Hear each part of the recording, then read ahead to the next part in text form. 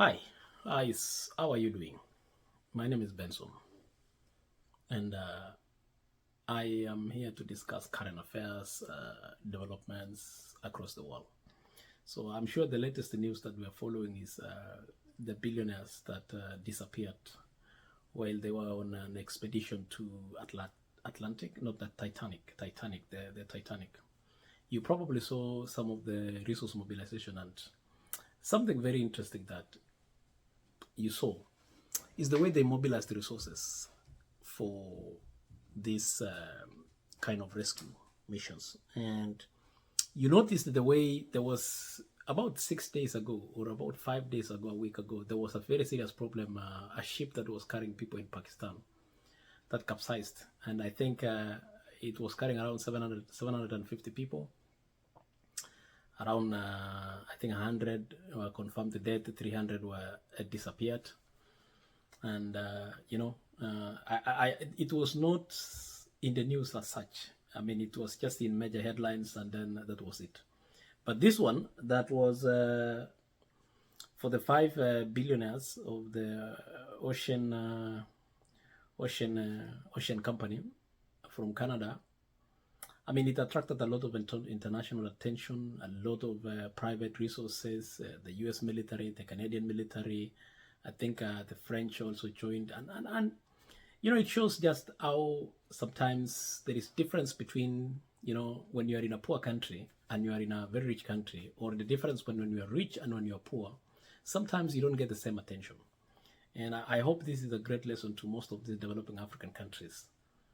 To see that sometimes you can be talking too much, but nothing will really be done unless you are very, very equal in the table of conversation in terms of finances.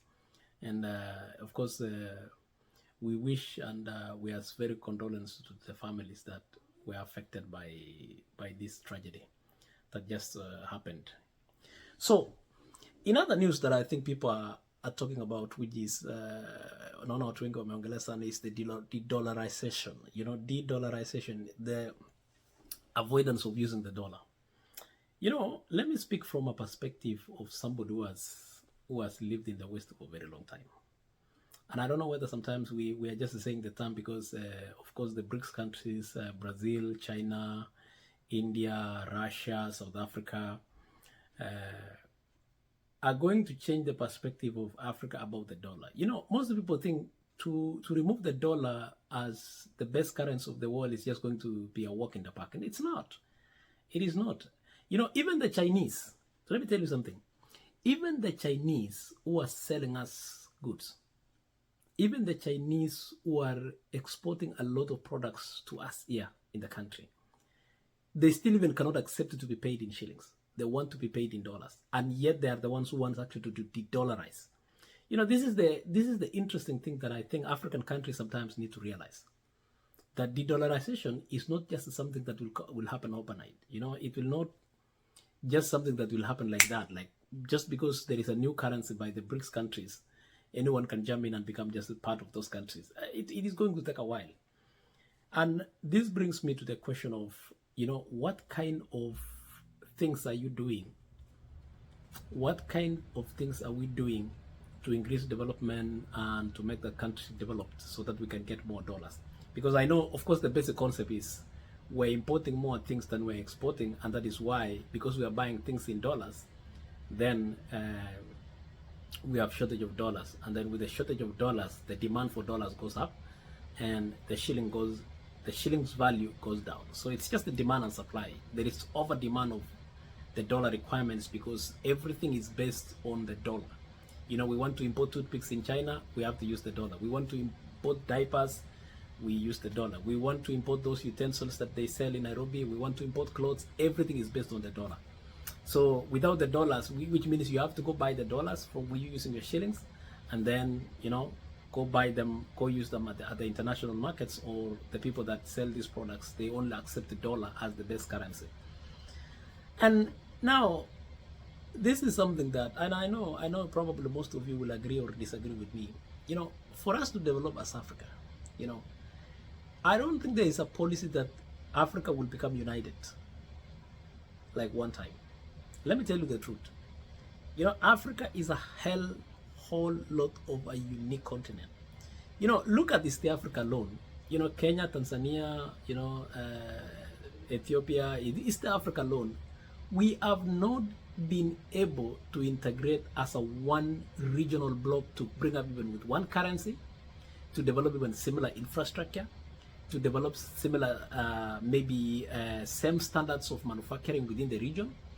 And it brings to the question, what will Africa do as a whole that can be much more impactful to the rest of the world, that will bring a lot of changes? I just don't see. I'm just this pessimist because of the uniqueness and the and the challenges facing Africa in different terrains. I mean, look at Sudan. Sudans are fighting. The South Sudan, we still have problems. South Sudan is not 100% in peace. Look at Congo. I mean, there is still a lot of problems that is happening in Congo. I mean, we have the Kenyan Defense Forces there and the East African Defense Forces there. I mean, look at Nigeria. Nigeria is facing its own share problems of the Boko Haram. I mean, look at Chad. There is still a lot of terrorism in parts of Chad. So when do you think Africa as a continent itself, will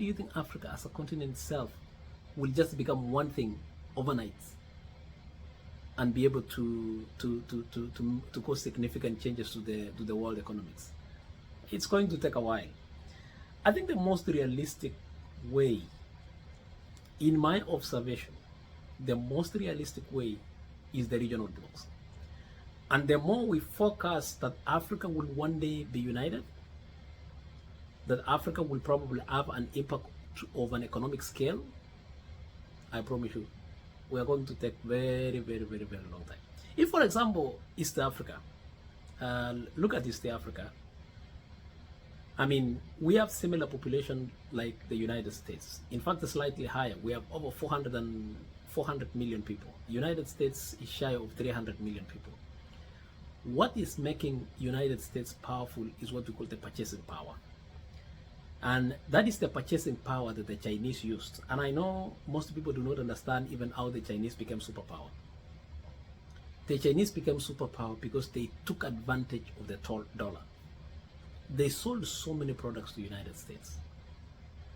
They sold so many things. They manufactured things. They attracted manufacturing companies, and they provided that environment to the American manufacturing companies. They created conducive environment for production and manufacture of goods. And they provided one of the most efficient logistics in the world. I'm talking about the manufacturing facilities. I'm talking about the manpower. I'm talking about the road network. I'm talking about the port systems. I'm talking about IT infrastructure. They created a great infrastructure for the American companies to go and manufacture things cheaply in China. And that is how Chinese became powerful. They were able to sell as many products to the United States. And that is how Chinese made a lot of money. So I kept asking myself, what will Kenya do? What will Kenya do to become even the superpower of East Africa, or even the superpower of Kenya, superpower of even the region East Africa? As long as we are still importing a lot of things, including even toothpicks, we are not going to go anywhere. And one of the biggest problems, and I know this is the most important part, one of the biggest challenges we are facing in Kenya to expand in terms of business is the red tape, what we call the bureaucracy. And I think they have talked about this, and I don't know why at the moment we have not reduced or removed so many regulations that involves a lot of red tape in starting a business. You want to start a business, you still have to go through a lot of hurdles. Matter the county governments, matter the CG caps, matter the CG. There is so much that you get involved in before even you start a business. I want you to contrast to a country like United States. You want to start a business, you can incorporate a company in one day. The rest will follow. You can incorporate a company, an LLC, in a single day. And the rest will follow, including taxes, including revenue, including anything that you can file. I don't know why we're making our country as difficult as it is for investors and businesses to come. And this is an advice to the current administration. I mean, there is something you need to study about the ease of doing business. We can have the best environment. Of course, we have the best environment. We have one of the most educated workforce in Kenya at the moment. So many young people who are very smart. What we don't have is the ease of doing business. And one of those things is the regulations that involves a foreign company or even a local company starting a business. I want you to look into that. Secondly, our infrastructure is still terrible. And I'm telling you this, and this is one of the biggest difference makers. Tutaongea story mingi lakini, at the end of the day, if a mzungu guy cannot manufacture things in Naivasha and get the quality internet and get the unlimited electricity supply and get proper living conditions, water, sanitation, everything, nothing will happen. If a mzungu is not guaranteed that I will bring my equipment and I'll be able to efficiently work with the correct manpower or the correct workforce, and within the shortest period of time, I can ship my products either through the rail or through the air or through the ports as efficient as they can. That is not a manufacturing country. We will speak about manufacturing until we die. I am very serious about this. So there are so many things. I mean, look at, for instance, the internet. Information technology is almost everywhere. Where are we? I mean, we are still struggling with one company or two companies providing fiber optic internet at a very slow rate. I mean, look at electricity. If we don't if we don't deregulate electricity production, where there is constant power blockouts, especially with the current situation where we're facing serious climate change issues, we have a problem. If you don't build world-class roads, kama bado tunategemea ile parapara ya panya, yenye I want to transport goods from maybe Eldoret to Mombasa, and it takes me an entire 12 hours or an entire 15 hours, plus all the issues in the road, then we're not going anywhere. There are small things that I look at it this way. We need to fix a lot of small things that are affecting big changes happening in Kenya. Too many people are saying that Africa is a great continent and it is ready to explode. But the small problems that it is affecting Africa, the small things that we have ignored, provision of quality housing, provision of water, provision of high quality infrastructure. And then when I talk about infrastructure, it is not just any other infrastructure. Three components that really make logistics very efficient: the roads, the railway, and the air transport. Where are we? Can somebody land in Eldoret with a Boeing ready to ship products from Eldoret? I doubt. Yes, they do. Hiyo mandege kidogo kidogo. Or does Eldoret have the capacity to do that? Naivasha right now, if we produce massive amount of goods, let us assume a factory wants to come to Naivasha. Are they capable of meeting the workforce right now in Naivasha to provide that? It will take some time. What I'm asking for those of you guys in administration is this: work on the basic components of this country. The rest of the things will come in place. The rest of the things will fall in place. Majority of the things will fall in place. Because for a very long time, we hear the term, Africa is ready. Africa is ready to explode. But then, where are we going to begin it? You look at agriculture, there is so many potential places you can do irrigation and produce quality crops. We don't have to depend. If we are still relying on the rain up there, we are still a long way to go. We need to invest in current technology. And we need just to identify, the transformation of a country necessarily does not mean that we have to do everything. And I'll take a good example.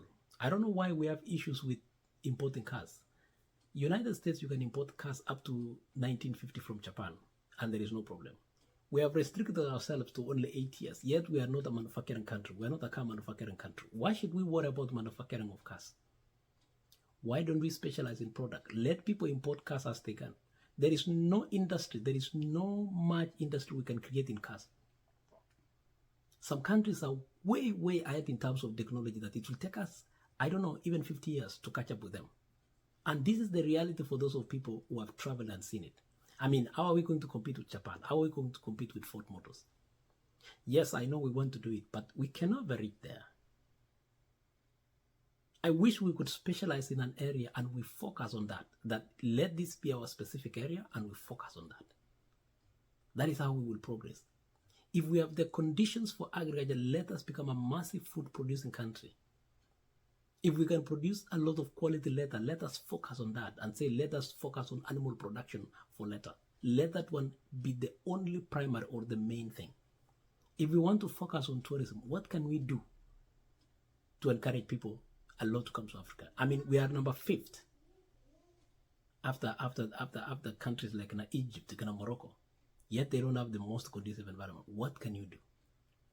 Focus on 3 areas or 4 areas and maximize the potential in that. But as long as we are still jumping from one area to another, we want to do manufacturing, we want to do this, we want to do this, we will never meet all those things. Focus on one specific area. And one specific area that can transform Kenya, that I've told people, is food. People will always eat. There will be demand of food everywhere in the world. And if there is demand of food, what can you do? Can you produce food that meets the world standards? Can you produce food annually that meets the world standards and be able to export? That is an area that we need to explore. And that is why this administration of Kenya Kwanza, the more you jump here and there, trying to fix everything at a go, especially including the African issues, travel to those countries in West Africa, like Gambia. I've flown through some of those countries. They are tragic. It will take them forever even to incorporate, to become, even to be felt like an Africa. Why should we fix African issues? Let us make regional blocks very powerful. And the only way we will make regional blocks very powerful is infrastructure. And one key of those is the roads. If we have an integrated road system where you can come from Mombasa non-stop all the way to Ethiopia, Mombasa non-stop all the way to Rwanda, that is how you will see economic explosion in this region. That is how you will see movement of goods at a particular speed. That is how countries like Kenya, because their port entries, can really, really explode economically. And that is how you will be on the negotiating table with Wazungu na kuambia, this is what I offer. What do you have? In fact, they will be desperate for you then. They would want to come. They would want to partner. Sasa sisi tunaongea tu, hao wanatuangalia. Wanasema, what are you talking about? Hii ni watu wako na internet mpaka kwa choo bwana. Ukitaka stima mpaka msituni huko. Maji iko everywhere. Every corner of this country. They have everything in place. Ukitaka barabara unaletewa lami mpaka mlango. Maji iko kwa kila barabara, every roadway. If there is a fire on the roadway, emergency response is 3 minutes. Ambulances is less than 2 minutes. You see, we are way, way, way, way, way ahead, behind. And I hope you take serious this. Thank you very much.